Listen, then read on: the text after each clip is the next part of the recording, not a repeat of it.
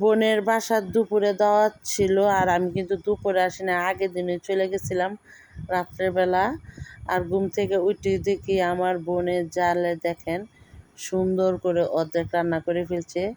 বাইরে মাটির চুলার মধ্যে বসে কি সুন্দর মাছগুলো ভেজে নিতেছে, আর এদিকে পোলাও চাউলগুলো ধুইতেছে। আমার বোনের জালটা অনেক ভালো মানুষ, আমার ভাবিটা আল্লাহ বাঁচায় রাখুক, অনেক কাজ করতে পারে। যাই হোক, ঘুম থেকে উঠে আমিও একটু মাছগুলো বেজে নিতেছি। সবাই অনেক কাজ করতেছে, খালি আমারে বাদ দিই, যার কারণে আমিও মাছগুলো একটু বেজে নিতেছি। আর অনেক দিন পরে আমার বোনের বাড়িতে আসলাম দাওয়াত খাওয়ার জন্য। আসা হয় না, খুব কম আসা হয়। আর আজকে তো হালকা করে বৃষ্টিও পড়লো সকালে, আর এই বৃষ্টির তুই দেখেন চুলামুলা সব কিছু ভিজে আসছিল, এখন আবার সুন্দর শুকায় গেছে এখন সব কিছুই। যাই হোক, দুদিন ধরে তো কোনো ভিডিও ছাড়তে পারি নাই সময়ের কারণে। আজকে এই পর্যন্তই, সবাই ভালো থাকবেন, আল্লাহ হাফেজ।